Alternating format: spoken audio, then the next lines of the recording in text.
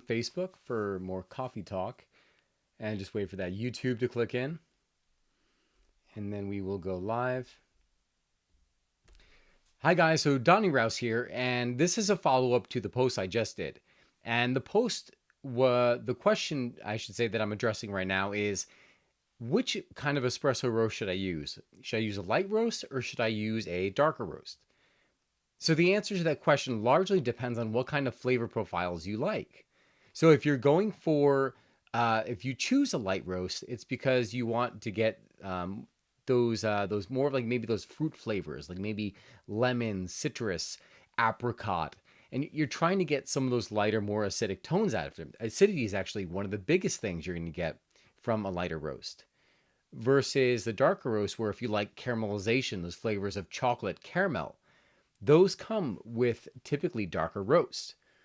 And there's an in between there too, where you can kind of get the best of both worlds.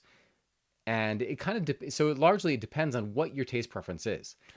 But I do want to add though, when you're choosing an espresso, know that there are some certain characteristics that come along with going with a darker espresso versus a lighter espresso.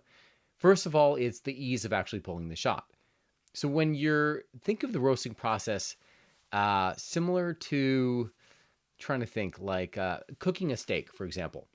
So if you take a hot grill and you take a steak and you just sear it on both sides, it's pretty dense in the center, right? Because you haven't cooked it, so it's still that red meat.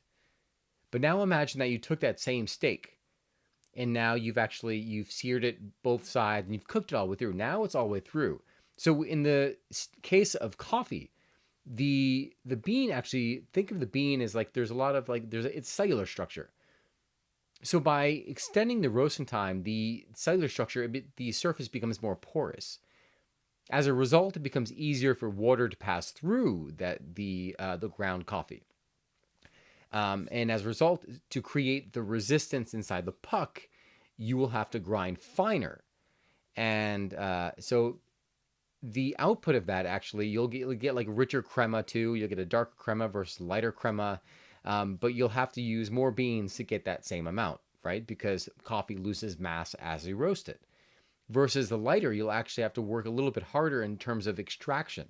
And you're going to be using a much coarser grind because of that. Yeah, I mean, that's really comes down. So it all comes down to, kind of sum it up in one big box with a pretty red bow. It all comes down to taste preference. What do you like to experience as espresso? Do you like espressos that are full bodied? Do you like espressos that are light bodied? Do you like espressos with acidity, or do you like espressos with low acidity? Do you like some bitter tones? Do you like these just bright high tones? Um, Depending what you're using the espresso for, also will determine what kind of roast you should lean towards. So that is it. That is my last update for today before I say goodnight. I hope you enjoyed this post. If you liked it, give it a thumbs up, and I will see you again tomorrow. God bless.